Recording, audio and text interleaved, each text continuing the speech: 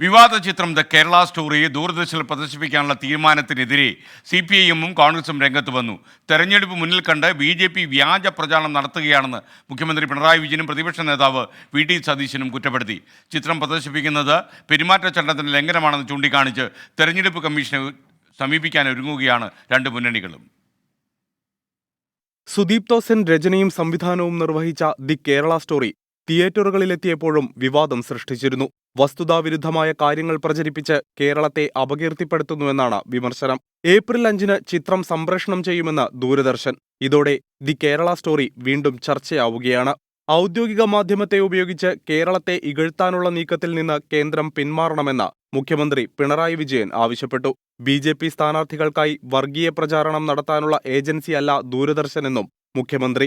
ചിത്രം പ്രദർശിപ്പിക്കുന്നത് തെരഞ്ഞെടുപ്പ് പെരുമാറ്റച്ചട്ടത്തിന്റെ ലംഘനമാണെന്ന് CPIഎം സംസ്ഥാന സെക്രട്ടറി MV ഗോവിന്ദൻ ചൂണ്ടിക്കാട്ടി. തെരഞ്ഞെടുപ്പിന്റെ പ്രോട്ടോകോൾ അനുസരിച്ച് ഒരു നാടിനെ അപഹസിക്കുന്ന ഇത്തരം ഒരു സിനിമ സാധാരണ നിലയിൽ കാണിക്കാൻ പാടുള്ളതല്ല.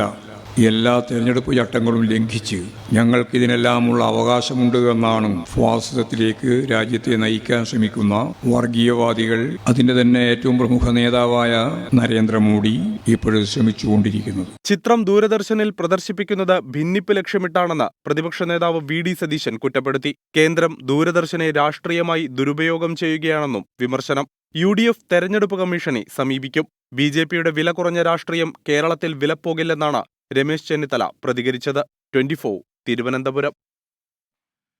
വിവാദങ്ങൾക്കിടെ ദ കേരള സ്റ്റോറി ഇന്ന് രാത്രി 8 മണിക്ക് ദൂരദർശൻ പ്രദർശിപ്പിക്കുമെന്നാണ് അറിയുന്നത്. MG പ്രതീഷ് തത്സമയ വിവരങ്ങളുമായി ചേരുന്നു. പ്രതീഷ്, യഥാർത്ഥത്തിൽ ഈ ഒരു തെരഞ്ഞെടുപ്പ് പെരുമാറ്റച്ചട്ടത്തിന്റെ ലംഘനമാണ് എന്ന് ആക്ഷേപം ഉയരുന്ന ഒരു സാഹചര്യത്തിൽ ദൂരദർശൻ ഈ തീരുമാനവുമായി മുന്നോട്ട് പോകുന്നു എന്നാണോ നമ്മൾ മനസ്സിലാക്കുന്നത്?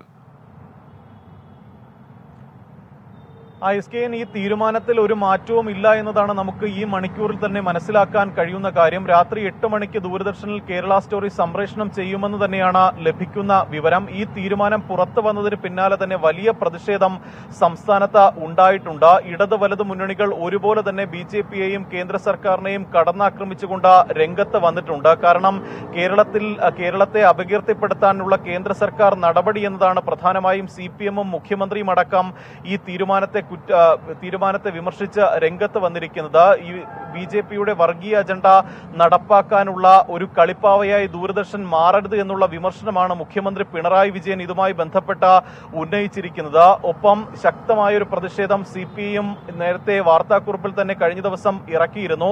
മാത്രമല്ല, തിരഞ്ഞെടുപ്പ് പെരുമാറ്റച്ചട്ടങ്ങളുടെ നഗ്നമായ ലംഘനമെന്നതാണ് കോൺഗ്രസ് അടക്കം പറയുന്ന കാര്യം. അതുകൊണ്ട് തന്നെ ഒരു തരത്തിലും ഈ നടപടി അംഗീകരിക്കാൻ കഴിയില്ല എന്നുള്ളൊരു നിലപാടാണ് കോൺഗ്രസും സ്വീകരിച്ചിരിക്കുന്നത്. തിരഞ്ഞെടുപ്പ് അടുത്തിരിക്കെ ദൂരദർശനെ പോലുള്ള ഒരു ഔദ്യോഗിക മാധ്യമത്തെ ഉപയോഗിച്ചുകൊണ്ടുള്ള ഒരു രാഷ്ട്രീയ നേട്ടം അല്ലെങ്കിൽ രാഷ്ട്രീയ മുതലെടുപ്പിനാണ് BJP ശ്രമിക്കുന്നതെന്ന് പ്രതിപക്ഷ നേതാവ് VD സതീശൻ അടക്കം കുറ്റപ്പെടുത്തിയിട്ടുണ്ട്. എന്തായാലും നേരത്തെ വലിയ വിവാദമായ കേരള സ്റ്റോറി വീണ്ടും തിരഞ്ഞെടുപ്പ് അടുത്തിരിക്കെ സംസ്ഥാനത്ത് വലിയ ചർച്ചയാവുകയാണ്. ആ പ്രദർശനത്തിനെതിരെയും വലിയ പ്രതിഷേധം വരും മണിക്കൂറുകളിൽ ഉണ്ടാകും. യുവജന സംഘടനകളുടെ അടക്കം പ്രതിഷേധം ഉണ്ടാകുമെന്നതാണ് നമുക്ക് മനസ്സിലാക്കാൻ കഴിയുന്ന കാര്യം. ഒപ്പം ഇടത് വലത് മുന്നണികൾ ഒരുപോലെ ഈ തീരുമാനത്തെ എതിർക്കുന്നു എന്നതാണ് മറ്റൊരു പ്രധാനപ്പെട്ട കാര്യം.